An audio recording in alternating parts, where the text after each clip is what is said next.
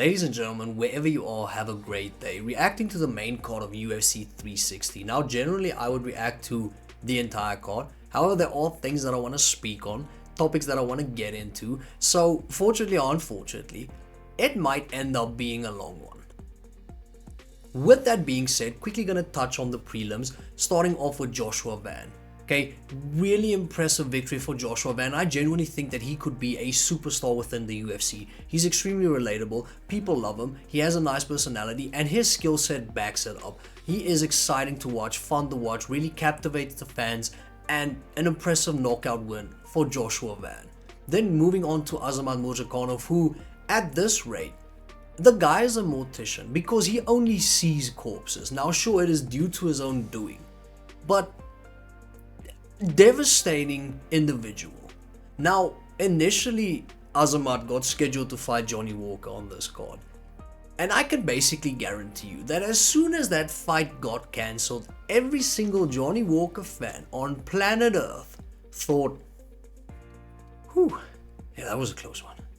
Because we could have ended up seeing the corpse of Johnny Walker again within the UFC.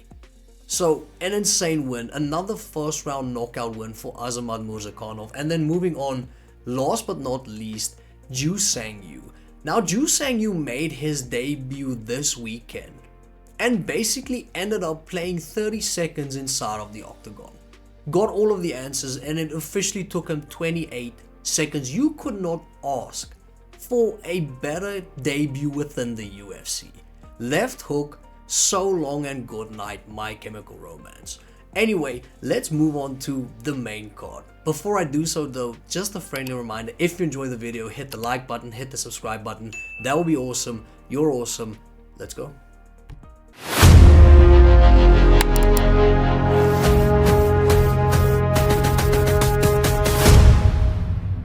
So topic number one, straight off the bat. It feels like with regards to UFC events, we don't deserve to be happy. And it's not even our fault. Because as soon as something good happens regarding a UFC event, it feels like something bad is attached to it and follows it like a puppy. Like whenever we have something good, there is a problem sticking out its head in the background. Like an ex-girlfriend looming in the background, going up to you and saying, I wasn't aware that you were here. No, I didn't see on your social media that you're flourishing and it's going well. Now, I'm not stalking you out. Do you want to go grab a coffee? That is what it feels like. Because as soon as something good happens, something bad happens. With regards to UFC events this year, it started off horribly. And then we said, okay, we want bigger names on the cards.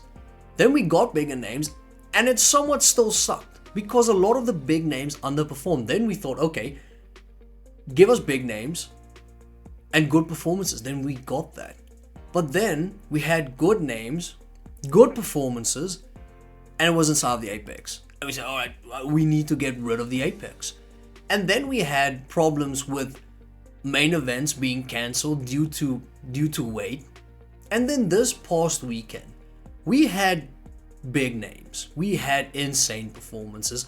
We had no noticeable weight issues apart from one fight where it didn't even really impact the fight. We were outside of the Apex and we had a problem with judging. Like, how are we supposed to be happy? Could we have one card where everything just flourishes? It's smooth sailing and yeah, and everything just works out fine, perfectly. And if ever there was a card where it would be justified, UFC 317 would be it. Topuria versus Oliveira. And I'm not counting down these seconds, that would be insane. And it's basically 1,680,000 seconds before we see. Anyway, moving on to UFC 316, the main card. And it started off in the welterweight division with Vicente Luque versus Kevin Holland. Now with regards to my predictions for the entire card, I predicted 3 correctly and I had two wrong, and the first two I had wrong. And it is my fault. But I thought Vicente Luque would beat Kevin Holland. I thought that wrestling would be a integral part of Luque beating Kevin Holland. Just because of Holland's susceptible wrestling defense. We saw that when he fought at middleweight. Now obviously at welterweight it was different because Kevin is a bigger welterweight than he is a middleweight. And his power translates well within the welterweight division. But in his fight against Gunnar Nelson, thought Gunny was able to take him down. Vicente would be able to take him down. And as soon as Vicente shot and Kevin stuffed it, with Vicente grabbing his single, Kevin stuffed it, I knew we were in trouble. It was like Stipe versus Francis Ngannou the second time. As soon as Stipe failed to get his takedowns, we saw in Stipe's face that we're in for a world of hurt. And it felt the same with the Luque versus Kevin Holland. Now, I don't think that it was that one side with regards to striking. However, I knew that if this fight played out on the feet for its entirety, Kevin Holland would probably win. He is faster with regards to his striking. He has a massive reach advantage. His striking is very unorthodox. It comes from weird angles a lot of the times. He has combinations. He is a guy that would be able to beat you on points if it is striking, if it's not MVP. So yeah, I just felt like as soon as that happened, we're in trouble. And in the second round, Kevin Holland ended up getting the Dawes choke, getting the submission win. And going into this fight, I thought, listen, I would start to take Kevin seriously. Because, listen, I am a big Kevin Holland fan. I would watch every single Kevin Holland fight and I would be entertained. And whether Kevin wins or loses, his fights are entertaining. So I am a Kevin Holland fan. And I said that I would start taking Kevin seriously when he starts taking this seriously. Because of the fact that he, in the past, jumped from middleweight to welterweight, basically just wanted to fight, get the bag, be rich, and didn't really have aspirations to become champion. But now, I think we can start taking Kevin Holland seriously. Because he has made it clear in his Octagon interview with Joe Rogan that he wants to stay at welterweight and he wants to fight Colby Covington next. Now, I would sell 3 toes to see that fight. I think it would be insane, and I think that Kevin Holland has a legitimate chance at beating Colby Covington. I want to see Kevin Holland inside of the welterweight division genuinely attempt to become a champion, because everybody knows that Kevin is talented. Everybody knows that Kevin has the skill set. It's about the consistency. It's about taking this seriously. It's about, yeah, we know you want to have fun, but wouldn't it be fun to cement a legacy within the sport? So, an insane win for Kevin Holland. I was genuinely happy for Kevin. I picked Vicente as well because I thought that, listen, this might be Vicente Luque's last push if he wants to become champion. Be the Vicente Luque of old, where he went on an 11 fight streak where he lost once. So yeah, I just thought Vicente had more to lose. I think maybe that played a part, but Kevin was just insane. His striking was really good, wrestling defense was good, and I mean his jiu-jitsu is nasty. So an insane win for Kevin Holland. Then we moved on to the second fight. Yeah, okay, I fell for it. Once again, will never fall for it ever again in my life. So Mario Bautista, who was initially scheduled to fight Chito Vera on this card, the Chito fight got cancelled and they scheduled Mario Bautista versus Patchy Mix. And if you don't know, Patchy Mix was the champion at Bellator, was the champion of the bantamweight division at Bellator, got signed to the UFC. So coming into this fight, Patchy Mix had a lot of aura. And Mario Bautista in his last fight against Aldo, I thought he lost. Okay, and that's not disrespecting Mario Bautista. I genuinely thought he lost that fight. Now, yeah, did it have an influence? Absolutely. Because I thought that Patchy Mix was just gonna run through Mario Bautista. And I do apologize. Because I could not have been more wrong on that topic. Because Patchy Mix came into this fight, had a lot of aura, was 20-1 with regards to his professional record. The last time he lost was in 2020, and he was talking mad shit. And I thought, that's a confident guy. He probably knows something that I think we all thought we knew. And it might be because of Tatiana Suarez. Now, I'm not saying, Patchy, you have to dump her. I'm just saying that Tatiana was also a favorite going into her fight with Zhang Weili. And she got dominated. And you took that recipe and you cooked with it. Because you were a favorite coming into your UFC debut, and Patchy got cooked. Patchy got dominated. That fight was 30-27. I do not care who judged it. Mario Bautista won all 3 rounds. A massive turnaround for Mario Bautista, seeing that he got a split decision win over Jose Aldo, and now he got a unanimous decision win over Patchy Mix. And Patchy looked stiff. And probably not in the way that you would want to look stiff, if you know what I'm saying. He looked out of place. Looked like the moment was too big. He had the audacity to say that he will submit Mario Bautista and the guy who taught him Brazilian Jiu-Jitsu. Do you know how many takedown attempts Patchy had? 1. And that is the thing. It feels like a lot of what Bo Nickel did reciprocated with what Patchy did. If you come into this sport, now obviously we're fans, but we're gonna talk our shit. If you come into this sport, you take the humble approach. You say, listen, yeah, I'm just looking to do my best. I have a tough opponent. It's gonna be interesting. I think it's a good matchup. We'll see what happens. I'm just trying to, do my best and cement my own legacy. I have a lot of respect for this guy. If Patchy ended up losing, we would say, you know what? It's the UFC. This happens. Because you're fighting the best of the best. It's fine. But as soon as you do this, and you say, I'm gonna dominate my opponent, I'm gonna be world champion. Yeah, I train with Merab, but there's gonna be a point where I'm gonna face him and for the belt. As soon as you say these things, then obviously you open yourself up for a lot of criticism, and it is our job to criticize. Because, as you know, criticism is a privilege. It means you are in a position where people actually care what you do. So if you're arrogant, if you're cocky, and you come into a fight and you get absolutely blasted, then I think we're in the right to say, you know what? Sit down. Just take a breather. Now, is Patchy Mix talented? Yes. Is he potentially insane? Yes. Was that the most underwhelming performance from somebody that had that much hype? Yes. And I will never do this again.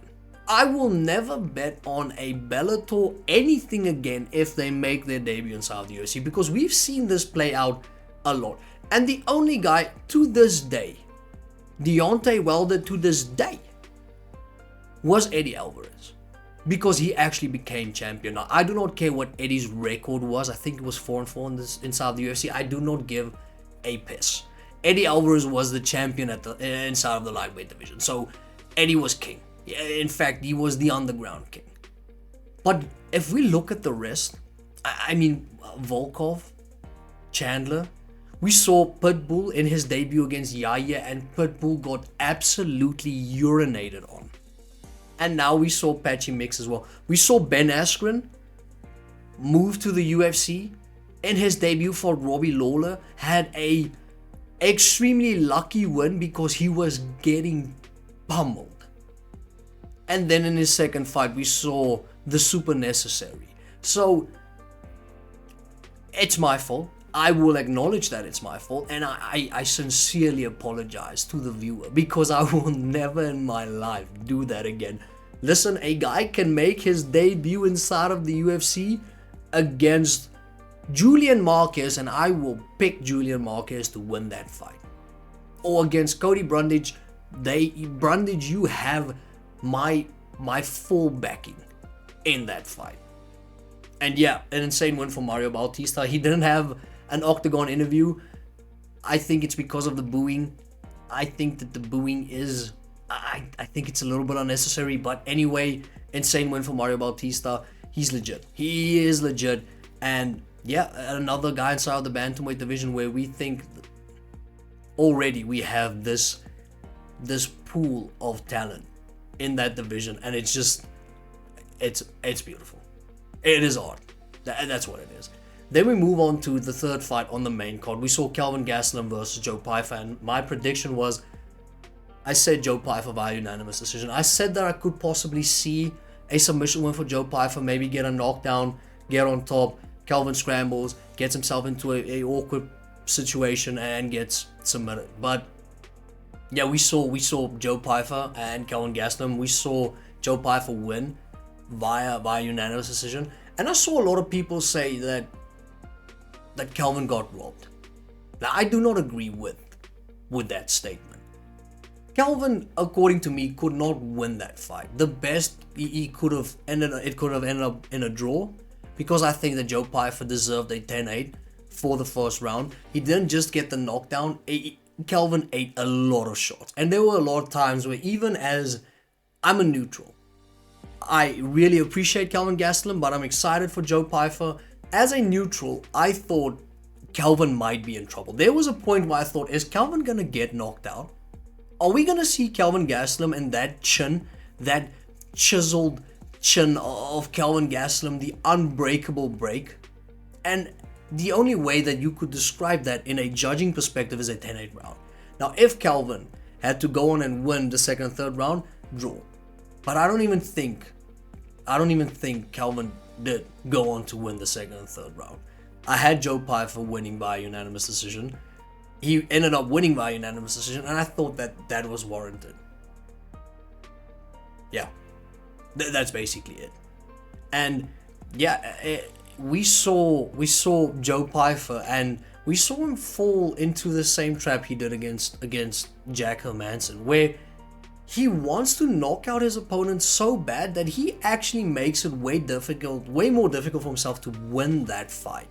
And the same happened in this Kelvin Gastelum fight, where you could see Joe Pyfer wanted to send Kelvin's head out of the octagon, wanted to knock it clean off, and he made it way more difficult for himself. He was headhunting. He could have mixed it up way better, go for the body, just distract Kelvin from protecting himself up top.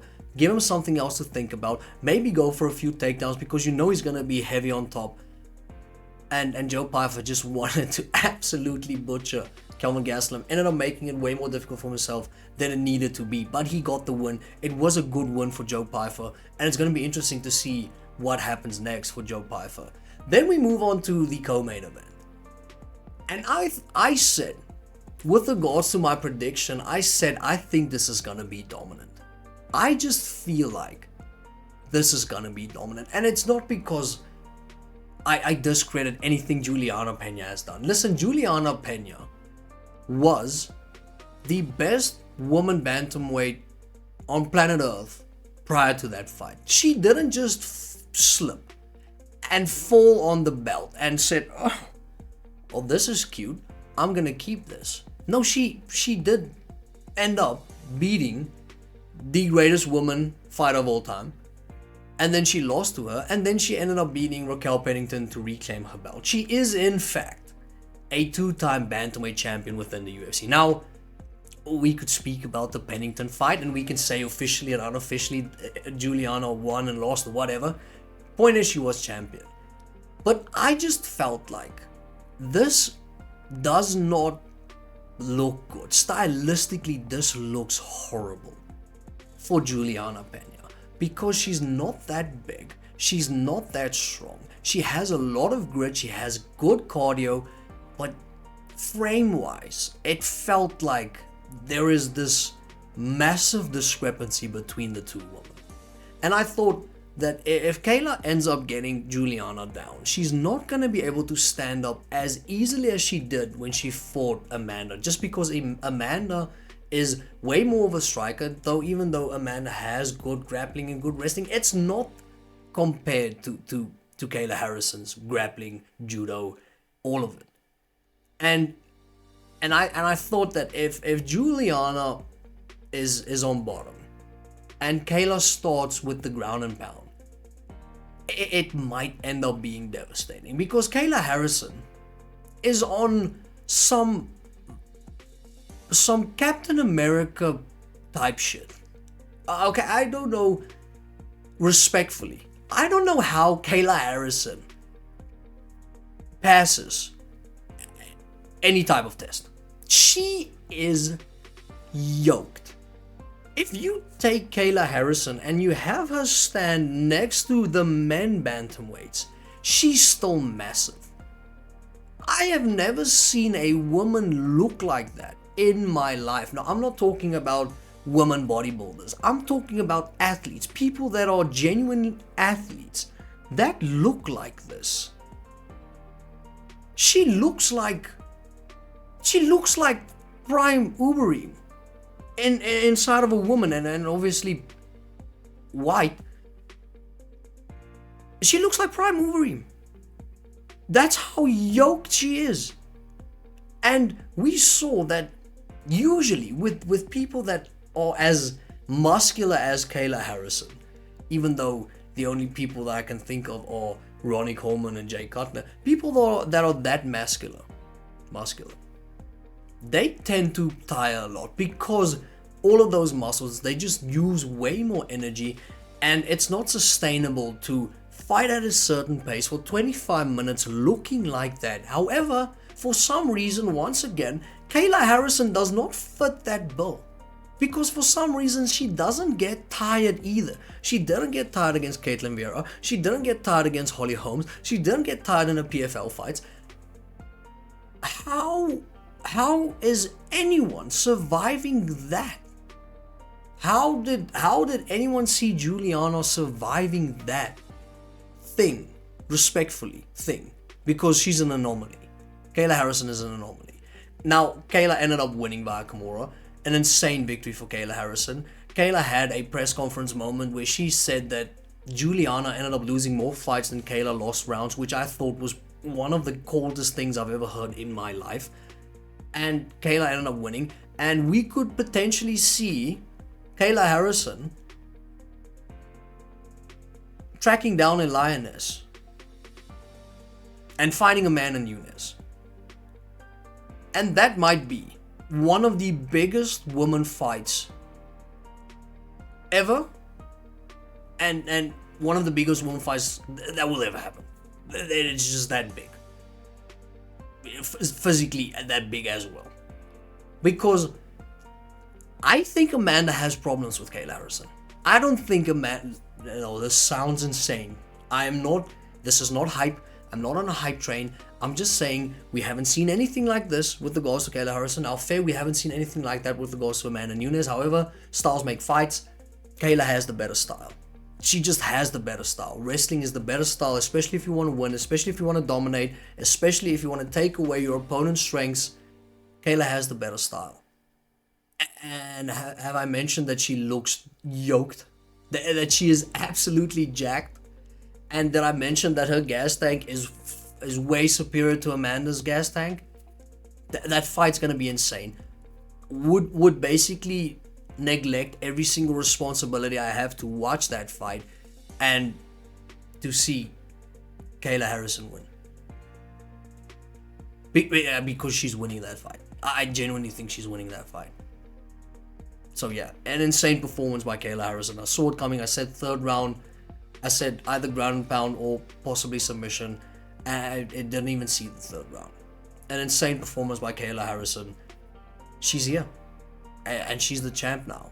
And you basically need a car to stop Kayla Harrison. But then we move on to the main event. Merab Dvalishvili versus Sean O'Malley. And I predicted Merab to win. I said unanimous decision. I didn't see a finish for my life because of how good Sean is. Now, even though a lot of people argue that Sean should have never received this opportunity to fight Merab, you could make that case. Doesn't take away the fact that Sean O'Malley is a Donny.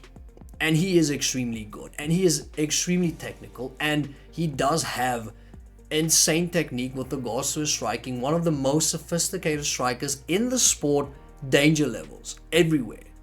Even his jiu-jitsu is really good.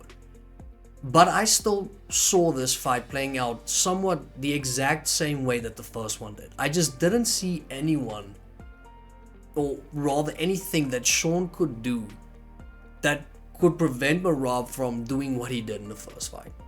Because everything the ball was in Merab's court the entire time. It was, what does he want to do? And I think that's the case for every single person Merab will fight. It's about what will Merab want to do. Because if he wants to wrestle for 25 minutes, bet your granny you are wrestling for 25 minutes. You are grappling and wrestling for 25 minutes. If he wants to strike for 25 minutes, he is allowing you to strike for 25 minutes. That's basically it.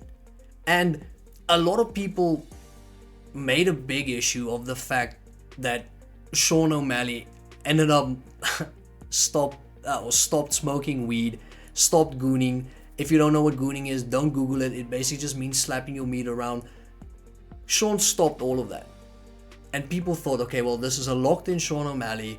Things are going to be different. And what I think people didn't realize is everything Sean did made him who he is. Now, I'm not saying because he took it away, he ended up losing. I think, honestly, 10 fights, Sean would lose 9.5. 9.5 times Sean would lose this fight. But he took away everything that made him who he is. With regards to his personality, with regards to his routine, how he approaches things, took away that and really locked in. And he had the torn labrum in the first fight, was able to wrestle this fight, and you saw that even though Merab had 4 out of 11 takedowns that he completed, it was still constant pressure, and we saw that ultimately it didn't change the outcome of the fight, because that's how good Merab is.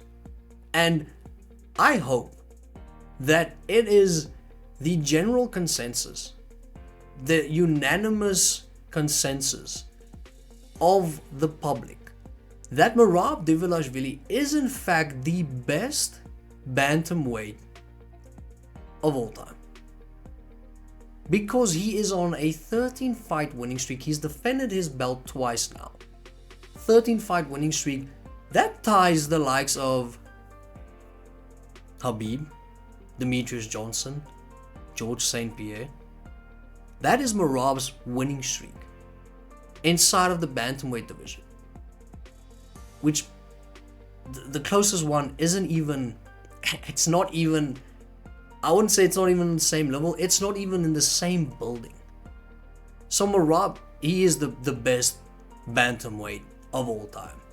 And, putting the cherry on top, putting the exclamation mark at the end of the sentence by finishing Sean O'Malley really speaks to the evolution of Merab, because it feels like we have seen the constant evolution of Merab. We've seen Merab weaponize his cardio to the extent where he can dominate his opponents. Now we've seen Merab weaponize his cardio to the extent where he can basically smother his opponent and then finish it off by winning via stoppage, by winning via submission. And I think this is scary for anyone within the bantamweight division. How do you stop this thing? How do you stop Merab Dvalishvili? Now, the only person I think that could potentially stop Merab is Umar Nurmagomedov, Petr Yan, and Corey Sandhagen. If all of them fought Merab at the same time, then they could possibly beat Merab Dvalishvili. But one-on-one, I think Merab might be king for a very long time.